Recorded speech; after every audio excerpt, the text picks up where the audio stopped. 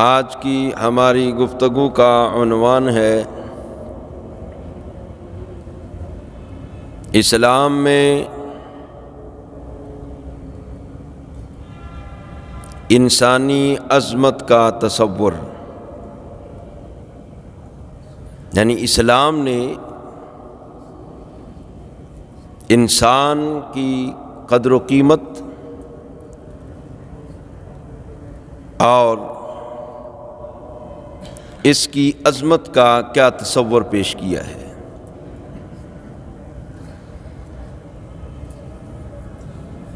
چنانچہ اس سلسلہ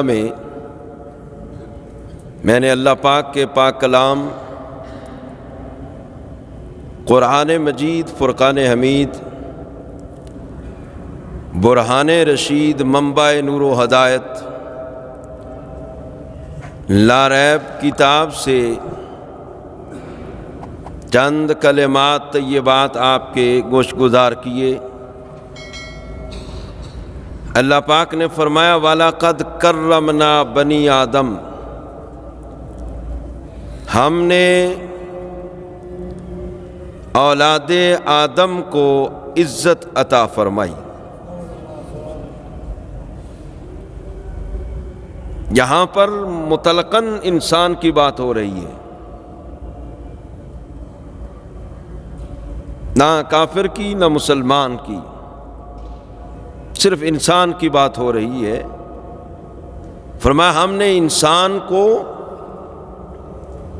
عزت اور تکریم کا تاج عطا فرمایا ہے، یا یوں کہہ لیں کہ ہم نے انسان کو اشرف المخلوقات بنایا ہے۔ اور انسان اللہ کی وہ مخلوق ہے جس کے بارے میں فرمایا خلقت بیدی، اس کو میں نے اپنے ہاتھوں سے بنایا ہے۔ باقی جتنی بھی مخلوقات ہیں،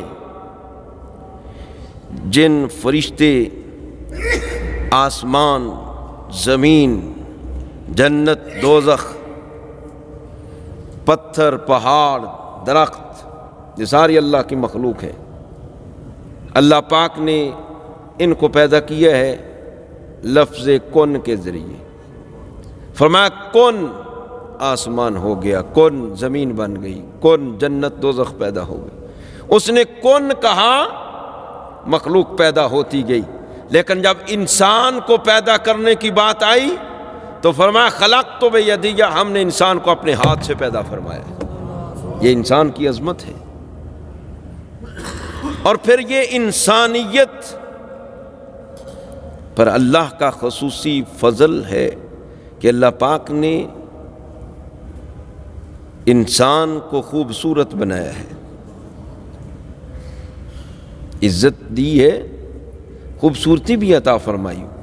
وَصَوَّرَكُمْ فَأَحْسَنَ صُوَرَكُمْ لَقَدْ خَلَقْنَا الْإِنسَانَ فِي أَحْسَنِ تَقْوِيمٍ۔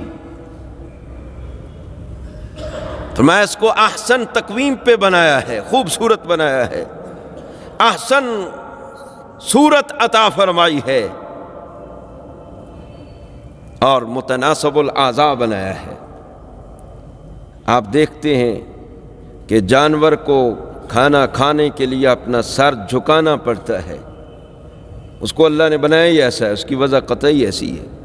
لیکن انسان نے اگر کھانا کھانا ہے، اس کو اپنا سر نہیں جھکانا پڑتا، بلکہ اپنے ہاتھ آگے لے جاتا ہے، لقمہ اٹھاتا ہے، پھر لقمہ اٹھا کر منہ میں لے کر آتا ہے۔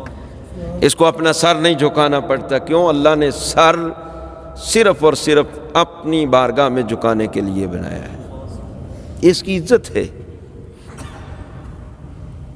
پھر دیکھیں اللہ پاک نے جو برگزیدہ نبی بھیجے ہیں، وہ بھی انسان اور انسانوں میں بھیجے۔ محبوب جو اللہ پاک نے اپنے بھیجے، آدم صفی اللہ ہے انسان، جناب نوح نجی اللہ ہے انسان، انسانوں میں آئے۔ یہ برگزیدہ انبیاء، رسول اللہ پاک نے انسانوں میں بھیجے۔ جناب خلیل اللہ، جناب اسماعیل، ذبیح اللہ، اتنی بڑی بڑی شانوں والے لوگ، عیسیٰ روح اللہ، موسیٰ کلیم اللہ، پھر ہمارے نبی لاجپال حبیب اللہ ہیں۔ سب سے بڑھ کر یہ کہ اللہ پاک نے انسانیت پر یہ احسان کیا کہ اللہ پاک نے اپنے محبوب کو انسانوں میں بھیجا ہے۔ ہیں تو سب کے رسول، لیکن یہ اشرف المخلوقات کی رہنمائی کے لیے اللہ پاک نے اپنا محبوب بھی بھیج دیا ہے، انسانوں میں بھیجا ہے۔ ہمیں انسانوں میں اس نے پیدا کیا ہے، عزت تکریم کا تاج عطا فرمایا۔ وہ چاہتا اس بات پر وہ قادر ہے ہمیں کوئی حیوان بنا دیتا، اس کو کوئی روکنے والا تو نہیں نا، جو ارادہ کرتا ہے وہ ہو جاتا ہے۔ انما امرہ اذا اراد شیئا ان یقول لہ کن فیکون، وہ تو کن کہتا ہے ہو جاتا ہے۔ اس کا احسان ہے کہ ہمیں انسان بنایا ہے اور پھر عقل اور شعور عطا کیا ہے، یہ اس کا احسان ہے انسان پر۔ اور فرمایا وَحَمَلْنَاهُمْ فِي الْبَرِّ وَالْبَحْرِ، خشکی اور تری میں ہم نے چیزیں اس کے کنٹرول میں رکھی، اس کو سوار کیا ہے اوپر۔ انسان ہے، کشتی کو اللہ پاک نے اس کے ہاتھ میں مسخر کر دیا، جہاز کو یہ دیکھو نا، فضا کے اندر بھی جہاز اڑتا ہے، اللہ پاک نے انسان کے لیے اس کو مسخر کر دیا ہے۔ پھر بڑے بڑے جانور ہیں جن کو انسان کنٹرول میں کر لیتا ہے، ہاتھی کتنا زور آور جانور ہے، اونٹ کتنا زور والا جانور ہے، گھوڑا کتنا زور والا جانور ہے، لیکن انسان کے کنٹرول میں کر دیے۔ خشکی اور تری کے اندر اللہ پاک نے اس کو کنٹرول عطا فرمایا، یہ طاقت ہے اس کی۔ پھر فرمایا وَرَزَقْنَاهُم مِّنَ الطَّيِّبَاتِ، ہم نے اس کو کھانے کے لیے پاکیزہ چیزیں عطا فرمائی ہیں، شعور بھی دیا ہے، کھانے کے لیے پاکیزہ چیزیں دی ہیں۔ بے شمار گندی چیزیں بھی ہیں لیکن ہاتھ بھی نہیں لگاتا، یہ پاک چیز کھاتا ہے، اچھی چیز کھاتا ہے۔ یہ علیحدہ بات ہے، کوئی ویسے ہی جس کی قسمت ہی ہاری ہوئی ہے وہ ناپاک چیز کھائے تو کھائے، لیکن ان پڑھ سے ان پڑھ بھی، سرکار کی امت پر تو اللہ کا خاص احسان ہے کہ ہمیں کلمہ نصیب ہو گیا۔ مسلمان ان پڑھ سے ان پڑھ بھی ہوگا، وہ بھوکا مر جائے گا، وہ پیشاب نہیں پی گا گائے کا۔ ادھر دیکھ لو، ہندو پڑھا لکھا ہے، بہت بڑے پڑھے لکھے لوگ ہیں، وہ پیشاب پیتے، اس کا مطلب ہے کہ قسمت ہی ہاری ہوئی ہے۔ مسلمان بھوکا مر جائے گا، ان پڑھ سے ان پڑھ بھی، لیکن سور کا گوشت نہیں کھائے گا۔ ایمان ہو اندر۔ اللہ پاک نے انسان کے لیے چیزیں پاکیزہ رکھی ہیں، مسلمانوں کو تو حکم ہے کلوا من الطیبات، پاک چیزیں کھاؤ۔ بنائی اللہ پاک نے انسان کے لیے پاکیزہ چیزیں کہ یہ استعمال کریں۔ کہ کتنا اللہ کا احسان ہے انسان پر،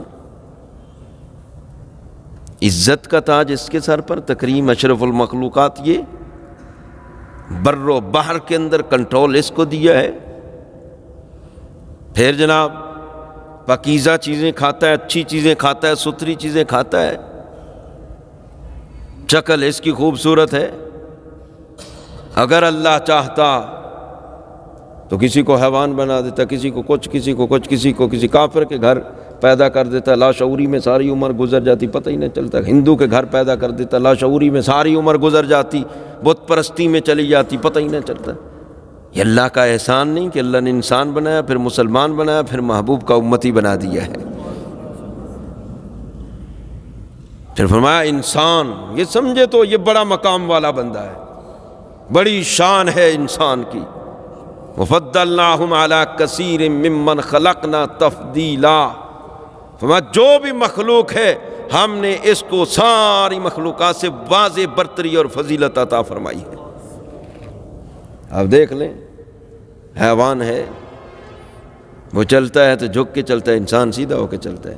حیوان جو اس کے آگے سامنے ہے وہ کھا لیتا ہے، لیکن انسان وہی کھائے گا جو پاک ہے، صاف ہے، ستھری چیز کھائے گا، کیونکہ اللہ پاک نے اس کو شعور عطا فرمایا۔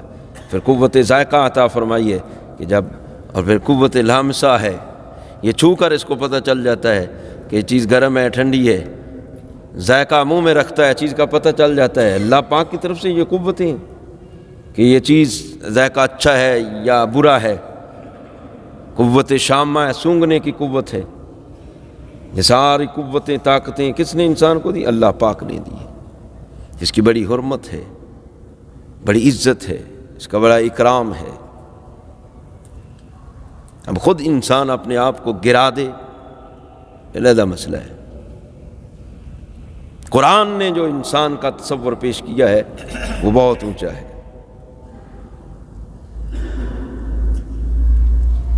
کسی کو مارنا پیٹنا انسان کو یہ جائز نہیں ہے، کسی کو گالی دینا یہ جائز نہیں ہے، ناحق کسی کو قتل کرنا یہ بہت بڑا ظلم ہے۔ اللہ پاک نے قرآن مجید کے اندر ایسے مذاق سے بھی منع کیا ہے جس مذاق سے اگلے کو تکلیف ہو۔ سورہ حجرات کا مطالعہ کریں، اللہ پاک نے فرمایا یا ایھا الذین آمنوا، بالخصوص خطاب ایمان والوں سے، اے ایمان والو، لا یسخر قوم من قوم عسى ان یکونوا خیرا منہم ولا نساء من نساء عسى ان یکن خیرا منہن ولا تلمزوا انفسکم ولا تنابزوا بالالقاب بئس الاسم الفسوق بعد الایمان ومن لم یتب فاولئک هم الظالمون۔ اے ایمان والو، کوئی قوم کسی دوسری قوم کو مذاق نہ کرے۔ کیسا مذاق؟ ایسا مذاق جس سے اگلے کو تکلیف ہو۔ مزاح کی اجازت ہے، کسی کو خوش کرنے کے لیے آپ کوئی مزاح کر دیتے ہیں تو اس میں کوئی شرعی قباحت نہیں ہے، اگلا بندہ محسوس نہ ہو بلکہ خوش ہو، لوگ محظوظ ہوں، محفل جو ہے اس کے اندر ایک ذوق پیدا ہو، تو ایسے مذاق کی اجازت ہے شریعت میں۔ اور ایسا مذاق جو منع کیا جا رہا ہے جس سے اگلے بندے کو تکلیف ہو، شریعت نے، قرآن نے منع کر دیا کہ مذاق ایسا نہیں کرنا۔ مزاح کی اجازت، سرکار خود بھی مزاح فرماتے تھے۔ سرکار تشریف فرمائے، حضرت مولا کائنات ہیں، دیگر صحابہ ہیں، سرکار کھجوریں تناول فرما رہے ہیں، باقی صحابہ بھی کھجوریں کھا رہے ہیں۔ سرکار کھجور کھاتے ہیں اور گٹھلی حضرت علی کے آگے رکھ دیتے ہیں۔ آپ نے کھجور، یہ مزاح سرکار فرما رہے ہیں، کھجور کھائی، گٹھلی حضرت علی کے آگے، اب وہ بھی کھا رہے ہیں، وہ بھی اپنی گٹھلیاں آگے رکھ رہے ہیں۔ اب جب کھجوریں ختم ہو گئیں، سب سے زیادہ گٹھلیاں حضرت علی کے سامنے تھیں، تو سرکار نے عذرو مزاح فرمایا علی نے سب سے زیادہ کھجوریں کھائی ہیں۔ تو انہوں نے بھی بطور مزاح کہا آقا میں نے تو سب سے زیادہ کھائی ہیں، آپ کے آگے تو ایک بھی گٹھلی نہیں ہے، لگتا ہے آپ گٹھلیوں سمیت کھاتے رہے۔ یہ مزاح ہے، شریعت میں اس کی اجازت ہے، لیکن ایسا مذاق جس سے اگلے بندے کو تکلیف ہو، بندہ مذاق میں اگلے بندے کی عزت نفس کو مجروح کرے، مجلس میں بیٹھا ہوا ہے، اس کو ایسا مذاق کرے جس کی وجہ سے اس کو تکلیف ہو۔ اس کا بچہ بیٹھا ہوا، بندہ اس کے سامنے مذاق کر رہا ہے، وہ سوچے گا میرا بچہ بیٹھا ہو، یہ مجھے مذاق کر رہا ہے، اس کو تکلیف ہوئی ہے، شریعت نے مذاق سے منع کر دی ہے۔ یا کوئی بندہ کسی کی نام لے کر اس کا ایسا نام رکھ دیتا ہے جس کی وجہ سے وہ محفل میں اس کو مذاق کرتا ہے، اس کو تکلیف ہوتی ہے۔ یا اس کا خاندان ایسا ہے، وہ بات کر کے مذاق کرتا ہے کہ جی میں تو مذاق کر رہا ہوں، اگلے بندے کو تکلیف اگر ہو، بندہ مذاق کرے تو ایسا مذاق کرنے کی شریعت نے اجازت نہیں دی۔ فرمایا اے ایمان والو، کوئی قوم کسی دوسری قوم کا مذاق نہ اڑائے، اور کوئی عورت بھی کسی دوسری عورت کو مذاق نہ کرے۔ ولا تلمزوا انفسکم، فرمایا ایک دوسرے کو تانے بھی نہ دیا کرو۔ ایسی بات پہ تانے دینا ہے، اس سے بھی منع کر دے، اگلے کو تکلیف ہوتی ہے۔ اور فرمایا ولا تنابزوا بالالقاب، برے القاب کے ساتھ لوگوں کو نہ پکارا کرو، یعنی کسی کا برا نام نہیں رکھنا، ایسا نام جس سے اگلے کو تکلیف ہو۔ ویسے تو نام سے ہٹ کر سرکار نے کئی ایسے نام اپنے صحابہ کرام کے رکھے، انہیں تکلیف نہیں، وہ پسند کرتے تھے۔ حضرت مولا کائنات کو سرکار نے ابو تراب کا لقب عطا کیا، یہ کنیت ہے آپ کی، کیونکہ آپ مٹی پر پلسیٹے مار رہے تھے نا، مٹی جسم پہ لگی ہوئی تھی، تو سرکار نے فرمایا قم یا ابا تراب، اس کا معنی ہے اے مٹی والے اٹھو، تو وہاں سے مشہور ہو گیا ان کا نام ابو تراب۔ حضرت ابو ہریرہ، ہریرہ کا معنی ہے بلی، آپ کا نام تو عبد الرحمن ہے، بلیاں ان کے پاس رہتی تھیں، یہ ان کی ٹہل سیوا کرتے تھے، بلیوں سے پیار ہے۔ سرکار نے فرمایا ابو ہریرہ، یہاں پر ابو کا معنی باپ نہیں ہے بلکہ ہے والا، سرکار نے فرمایا بلیوں والے، تو ابو ہریرہ فرمایا، تو وہی نام ان کا مشہور ہو گیا، اصل نام لوگ بھول ہی گئے۔ اب یہ ایسے نام ہیں، بلکہ یہ پسند کرتے تھے کہ ہمیں اس نام سے یاد کیا جائے جو سرکار نے ہمیں عطا کیا ہے۔ آپ پسند کرتے تھے حضرت مولا کائنات کے لوگ مجھے ابو تراب کہیں، حضرت ابو ہریرہ پسند کرتے تھے لوگ مجھے ابو ہریرہ کہیں، اس لیے لوگ ابو ہریرہ اتنا کہا لوگوں نے، آپ کا جو اصلی نام تھا عبد الرحمن وہ کئی لوگوں کو آتا ہی نہیں ہے۔ آپ کتابیں پڑھیں، کتابوں کے اندر بھی عن ابی ہریرہ رضی اللہ تعالیٰ عنہ روایات ایسے ملیں گی، اصل نام آپ کو بہت کم ملے گا۔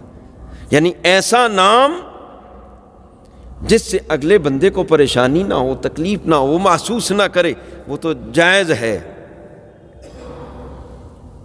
یہ ہمارا ایک طالب علم ہے، ہم اس کو پیار سے پہلوان بھی کہہ دیتے ہیں، شیر اہل سنت بھی کہہ دیتے ہیں، اب ہمیں پتہ ہے یہ محسوس نہیں کرتا، تو یہ تو ٹھیک ہے، لیکن ایسا نام جس سے اگلے کو تکلیف ہو، چھوٹے قد والے آپ اس کو کوڈو کہیں، پیستہ کہیں، اب یہ تو نام ایسے ہیں جس سے اگلا بندہ محسوس کرے گا، تو شریعت نے منع کر دیا ہے، برے القاب سے کسی دوسرے کو نہ پکارو، نام اچھا لو، اچھے نام سے یاد کرو، اس لیے سرکار نے فرمایا نام بھی اچھے رکھنے چاہیے، جن کے اچھے معنی ہوں وہ نام رکھے جائیں۔ آج لوگ جناب وہ نیٹ پہ دیکھتے ہیں، ٹی وی پہ دیکھتے ہیں، جو فلموں ڈراموں کے نام ہوتے ہیں وہ بچوں کے نام لوگ رکھتے ہیں۔ ایک بندہ کہنے لگا اذان نام کیسا ہے؟ میں نام تو ٹھیک ہے، اذان ہے تو ٹھیک ہے، لیکن اس کا معنی تو دیکھو نا، اذان کا معنی کیا ہے؟ پکارنا۔ اب یہ نام رکھ رہے ہو، سرکار نے میرے نام پہ نام رکھو، محمد نام رکھو، احمد نام رکھو، عبد الرحمن رکھو، عبداللہ رکھو، یہ بہترین نام ہے، اور جس کا نام محمد اور احمد ہوگا، کل قیامت کے دن دو بندے سرکار کی بارگاہ میں پیش ہوں گے، ایک کا نام محمد ہوگا، دوسرے کا نام احمد ہوگا، یہ عمل بڑے غلط ہوں گے، فیصلہ دوزخ کا ہوگا، لیکن اللہ فرمائے گا انہیں جنت میں داخل کر دو، کیوں؟ ان کا نام میرے محبوب کے ناموں پر ہے۔ یہ نام نہیں رکھتے، اپنی مرضی سے جو آیا جناب وہ نام رکھ دے، پھر کہیں کا پتہ بھی نہیں ہوتا کیا نام رکھنا ہے۔ تو گرامی قدر حضرات، ایمان کے بعد بندے کو سوچ بچار کے چلنا چاہیے، قدم قدم پھونک پھونک کے رکھنا چاہیے کہ ہم نے رسول اللہ کا کلمہ پڑھا ہے، تو ہم نے آپ کی اتباع میں زندگی گزارنی ہے، آپ کی فرما برداری میں زندگی گزارنی ہے، اور قرآن میں اللہ پاک نے واضح یہ تعلیم دی ہے، کوئی بندہ کسی بندے کو مذاق نہیں کر سکتا جس سے اگلے کو تکلیف ہو، برے نام سے نہیں پکار سکتا، میں اگر پکارے گا بغیر توبہ کے مر گیا تو کیا ہے؟ فَأُولَٰئِكَ هُمُ الظَّالِمُونَ، وہ ظالم ہے، اس نے زیادتی کی اگلے پر، اس کو تنگ کیا، پریشان کیا، تو یہ زیادتی ہے، یہ ظلم ہے۔ پھر فرمایا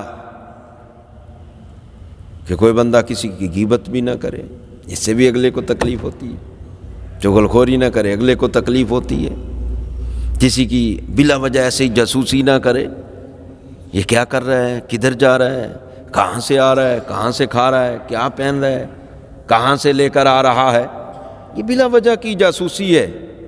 قرآن نے کہا وَلَا تَجَسَّسُوا، کسی کے تجسس میں نہ پڑو، کسی کی غیبت نہ کرو، چغل خوری نہ کرو، کسی کو گالی نہ دو، مومن گالی مومن کو نہیں دیتا، اور نہ ہی مومن کی شان ہے کہ وہ گالی دے، کسی طریقے سے بھی اجازت نہیں ہے کسی بندے کو کسی دوسرے بندے کو پریشان کرنے کی. ہاں تم ایز اے انسان سارے برابر ہو. اللہ پاک نے فرمایا یا ایھا الناس، یہاں پر ایمان والوں کی بات نہیں. یا ایھا الناس، اے لوگو، انا خلقناکم من ذکر و انثی، ہم نے سارے انسانوں کو ایک مرد اور ایک عورت سے پیدا کیا ہے، سارے اولاد آدم ہیں. وجعلناکم شعوبا وقبائل لتعارفوا، یہ تمہارے قبیلے بنائے ہیں، یہ تمہاری شاخیں بنائی ہیں، قبیلے بنائے ہیں. لتعارفوا، تاکہ معاشرے میں، سوسائٹی میں ایک دوسرے کا تعارف رہے. تعارف کے لیے بس، اس سے آگے کوئی بات نہیں ہے. یہ نہیں کہ یہ چودھری صاحب ہیں، یہ ملک صاحب ہیں، یہ راجہ صاحب ہیں، یہ جناب خان صاحب ہیں، ان کو اللہ پاک جنت میں بھی اعلیٰ مقام دے گا، بڑے بڑے محلات دے گا. وہاں کی باتیں اور ہیں. یہ ایک جوتا پالش کرنے والا ہے، ایک مزدور ہے، دیہڑی دار ہے، یہ وہاں بھی دیہڑیاں کرے گا، وہاں بھی جنتیوں کے بڑے بڑے چودھریوں کے جوتے پالش کرے گا. میں قبائل لتعارفوا، یہ تعارف کے لیے ہے. باقی رہ گئی اللہ کے ہاں معزز اور محترم کون ہے؟ ان اکرمکم عند اللہ اتقاکم، فرمایا اللہ کے ہاں معزز اور محترم وہ ہے جس کے دل میں اللہ کا خوف زیادہ ہے، اللہ کا تقوی زیادہ ہے، جس کے دل میں پرہیزگاری زیادہ ہے. ایک جوتا پالش کرنے والا بندہ ہے، وہ رزق حلال کھاتا ہے، 5 وقت کا وہ نمازی ہے، کسی کو تنگ نہیں کرتا، اللہ کے ہاں وہ معزز ہے. اور ایک چودھری صاحب ہیں، بڑی گاڑی پر ہیں، بڑے مکان میں ہیں، لیکن لوگوں کا جینا حرام کیا ہے، حلال کھاتے ہی نہیں ہیں، ان کے قریب سے ہی نہیں گزرا، حرام کھانا ہے، گالی کے سوا بولنا کوئی نہیں. قیامت میں بھی یہ معزز ہوگا. شراب پیتا ہے، جواریہ ہے، جو دنیا جہان کا فراڈ اس میں ہے، قیامت میں بھی یہ چودھری رہے گا نہیں. فما ان اکرمکم عند اللہ اتقاکم، اللہ کے ہاں معزز اور محترم وہ بندہ ہے جس کے دل میں سب سے زیادہ تقوی ہو، پرہیزگاری ہو، اللہ کا خوف ہو، اللہ کے احکام کا بندہ پابند ہو، تو اللہ کے ہاں وہ معزز اور محترم ہے. اللہ پاک اسے اعلیٰ محلات جنت میں عطا فرمائے گا. اور دوسری طرف دنیا کے اندر ایک بندہ موجیں لے رہا ہے، کوئی کام اچھا نہیں ہے، ہو سکتا ہے اس کو اللہ اسفل السافلین میں پھینک دے. سرکار کے پاس حوض کوثر پہ جائے، فرشتے پکڑ کر اس کو پیچھے لے جائیں گے، آقا یہ آپ کی نافرمانی کرتا تھا. پل صراط سے گزرنا مشکل ہو جائے، میزان پر اعمال جب تولے جائیں گے وہ دیکھے ہی نہیں جائیں گے اتنے برے عمل کیے. اللہ کے جب دربار لگے گا، اللہ کی عدالت لگے، وہاں کھڑا ہونا مشکل ہو جائے گا. ڈرو اس دن سے جس دن قیامت قائم ہونی ہے، اللہ کی عدالت لگنی ہے. وہاں پر اللہ کی بارگاہ میں کیا چیز چلے گی؟ اس کا خوف، اس کا جو دل کے اندر تقوی ہوا، طہارت ہوئی، ایمان ہوا. عمل سے زندگی بنتی ہے، جنت بھی جہنم بھی. یہ خاکی اپنی فطرت میں نہ نوری ہے نہ ناری، کچھ بھی نہیں. انسان عمل سے بڑا ہوتا ہے. بہرحال بات یہ عرض کر رہا تھا کہ کسی انسان کو یہ اجازت نہیں دی. دین اسلام ایسا مہذب دین ہے کہ وہ کسی کو مذاق کرے، کسی کو گالی دے. اب یہ سب سے چھوٹی درجے کی پریشانی ہے. کسی کو گالی دینا جائز نہیں، کسی کو مذاق کرنا جائز نہیں. اب مجھے آپ بتائیں، کسی کو بلا وجہ مارنا جائز ہے؟ قتل کرنا جائز ہے؟ اسلام نے قتل کی صرف 3 صورتیں بیان کی ہیں. اگر کسی نے قتل کیا ہے، قتل کے بدلے میں قتل ہے. شادی شدہ بدکار ہے اور اس کی بدکاری گواہوں کے ساتھ ثابت ہو گئی ہے، تو اب اس کو سنسار کیا جائے گا. تیسرا وہ بندہ جو مرتد ہوا ہے، دین سے پھر گیا ہے، اس کے سامنے بھی یہ آپشن رکھی جائے گی کہ تجھے موقع دیتے ہیں تو سوچ بچار کر واپس آ جا. اگر واپس نہیں آتا سوچ بچار کرنے کے بعد بھی پھر اس مرتد کو مارا جائے گا. اس 3 صورتوں کے علاوہ کسی انسان کو بھی قتل کرنے کی اجازت نہیں ہے.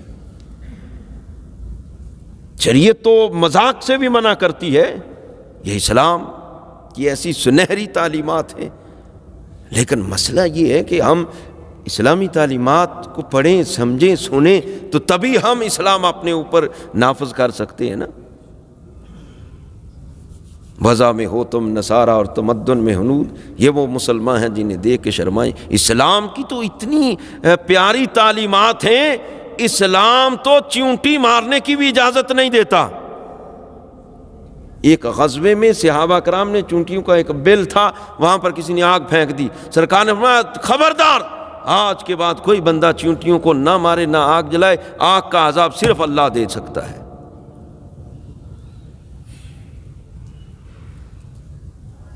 اسلام تو کہتا ہے کوئی بھی ذی روح ہے، جس کے اندر سانس ہے، جس کے اندر جگر ہے، اس کے ساتھ صلہ رحمی کرو، پیار کرو. بخاری شریف کے اندر روایت موجود ہے کہ ایک بندہ یا ایک عورت بدکار تھی، کنویں سے اس نے پانی نکال کر پیا، کہیں جا رہی تھی. اس نے دیکھا کہ جس طرح اسے پیاس لگی تھی نا، باہر ایک کتے کا چھوٹا سا بچہ مٹی چاٹ رہا ہے پیاس کی وجہ سے. اس کو ترس آیا، وہ نیچے اتری، اس نے موزے میں اپنے جوتے میں پانی نکالا اور اس کتے کے بچے کو پلا دیا. تھوڑا سا آگے گئی، روح اس کی کف سے انسری سے پرواز کر گئی. تو سرکار نے جب یہ بات سنائی فرمایا اللہ پاک نے اس کو موت کیوں دی؟ تاکہ اللہ پاک نے اس نے جو کتے کے بچے کو پانی پلا کر یہ نیکی کی، اتنی بڑی نیکی تھی، اللہ پاک نے اس کی وجہ سے اس کے سارے پچھلے گناہ معاف کر دیے اور جنت میں اعلیٰ مقام بھی دے دیا ہے. اس کو موت اس لیے دی تاکہ یہ گناہوں سے پاک ہو گئی، اب آئندہ اس سے کوئی گناہ ہو ہی نہ. تو صحابہ عرض کرتے ہیں یا رسول اللہ جانوروں کے ساتھ بھی نیکی کرنے کا اجر ملتا ہے.